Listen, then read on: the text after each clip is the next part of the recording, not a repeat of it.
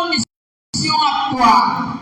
Cuando hablamos de qué tipo de vasijas, estamos hablando, ¿verdad?, que dentro de una casa hay muchas vasijas.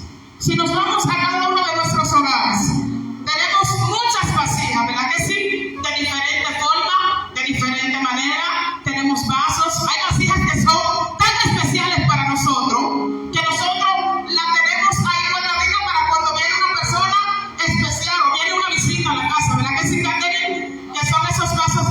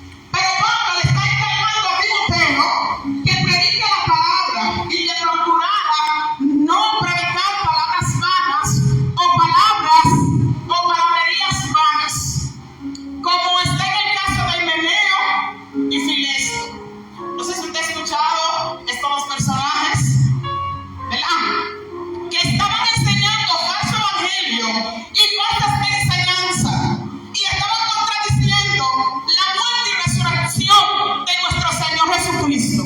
Sin embargo, estos hombres, y veremos esto, ellos eran falsos maestros, posiblemente líderes influenciados dentro de la iglesia, que se habían convertido en unos herejes.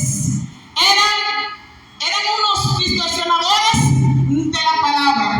Estaban trayendo lo que era en ese tiempo conflicto dentro de la iglesia.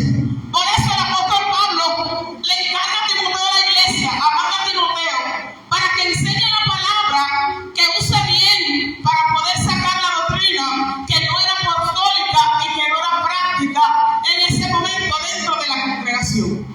Pero él le dice a Timoteo que sea un buen obrero, aprobado por Dios. Dios está hablando aquí a alguien esta noche. Yo no sé si tú estás entendiendo qué es lo que Dios vino a transmitirte en esta noche, pero Dios le está diciendo una palabra a Timoteo, pero esta palabra Dios te la está creyendo a ti, le está diciendo que sea un buen obrero, aprobado por Dios. También vemos que Loida, su abuela, y su madre Eunice eran mujeres de fe, según Hechos capítulo 16:1. Timoteo también ya era un creyente de la fe, porque tenía una fe como firme. Y hoy necesitamos hombres y mujeres de Dios que tengan una fe firme en medio de las situaciones y adversidades que nosotros estamos enfrentando. Porque hoy en día hay muchas personas que dicen tener fe, pero cuando la situación se presenta, ¿dónde está la fe? ¿Qué pasa con tu fe? Entonces nosotros debemos tomar este ejemplo de Timoteo, ¿verdad? Tener una fe firme. Dice que cuando Pablo conoce a Timoteo, ya Timoteo era un creyente. Ya Pablo le recuerda a Timoteo que avivar el fuego del don de Dios que estaba en Timoteo. Cuando Pablo lo conoce, Pablo le gustó algo, ¿verdad? Y fue la forma que tenía Timoteo. Cuando Pablo conoce a Timoteo, lo conoce con una fe firme. Ya, pero Timoteo estaba afligido. Había una situación en la vida de Timoteo. Había una aflicción en la vida de Timoteo. Vamos a ver por qué. Había algo que Timoteo, siendo jovencito, entró después al pastorado. Él comenzó a temprana edad a ejercer lo que es el pastorado. Y ahora él tenía que enfrentarse a personas griegas, personas con capacidad, personas con madurez, personas con más edad que él tenía que enfrentar entonces ahora a Timoteo. Y con más edad que él. Y Pablo le está exhortando a Timoteo a mantener firme en la palabra. Pero ya Timoteo se había convertido en un hijo de la fe de Pablo. A su nombre. Cuando Pablo conoce a Timoteo, le agradó lo que fue la forma de Timoteo y lo tomó como hijo de la fe. Y vemos que en la antigüedad los maestros de ese tiempo ponían ejemplos para traer lo que era una enseñanza. Ilustraban algo de formas de árboles, de casas, de personajes importantes que las personas respetaban para poder ilustrar lo que era la enseñanza. Y por eso Pablo está tomando la forma de una casa con diferentes vasos comunes, porque él quiere ilustrar lo que es la obra de cada uno de ellos. También aquí vemos un ejemplo de vaso, como lo fue Himeneo y Fileto, que fueron vasos de deshonra, porque estaban haciendo las cosas incorrectas, estaban llevando falsas palabras al pueblo. Y así vemos la deshonra de todos los hombres. Y así como hay vasos de deshonra, hay vasos que son de honra también, y a su nombre. Gloria. Así vemos como estos dos hombres.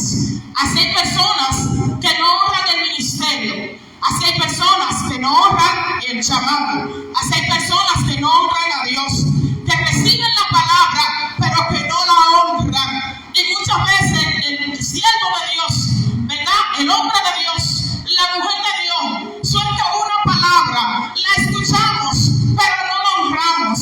Y Dios quiere que nosotros honremos lo que Dios determine, lo que Dios dice a través de alguien, sabiendo que es así para nuestra vida, para que seamos bendecidos. Por eso Dios le dice a Timoteo, ¿verdad?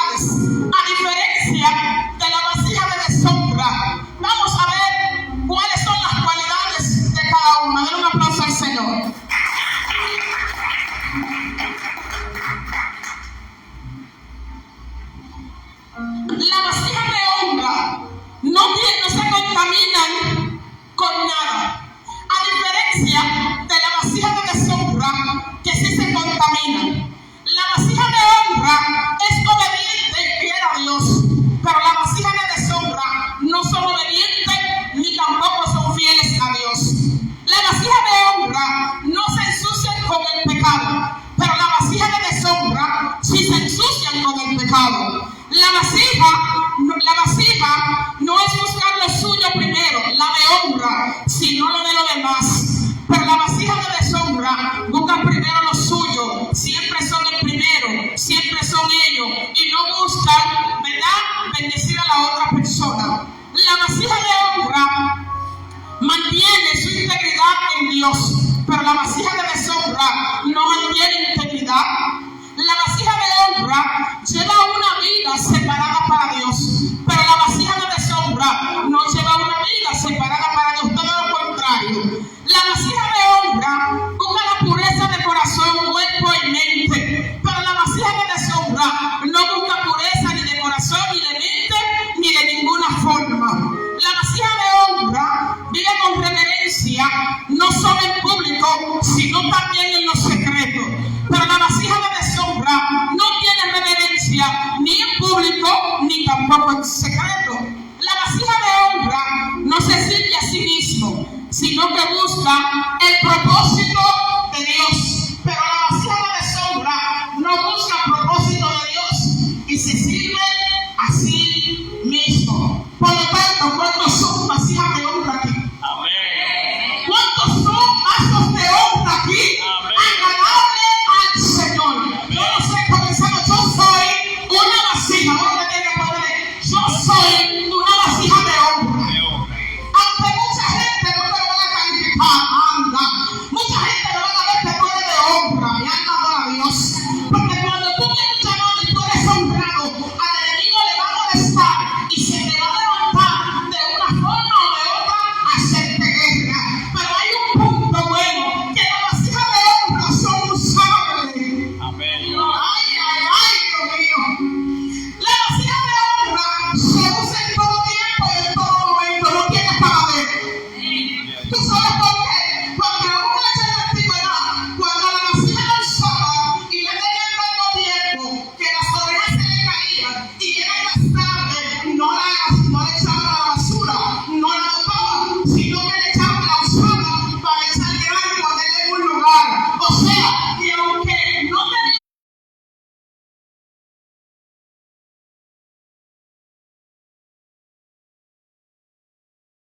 ¿qué es lo que yo te quiero decir con esto? Que hay personas que han trabajado mucho, todavía siguen siendo vasijas de honra usables para Dios. A su nombre. Gloria. Aquí en 2 Timoteo 2:20, Pablo escribe esta carta a Timoteo. Y la carta que él escribe usa lo que es una figura literaria, que es una metáfora, en comparación simbólica para hablar sobre la vida cristiana, donde representa diferentes tipos de vasijas.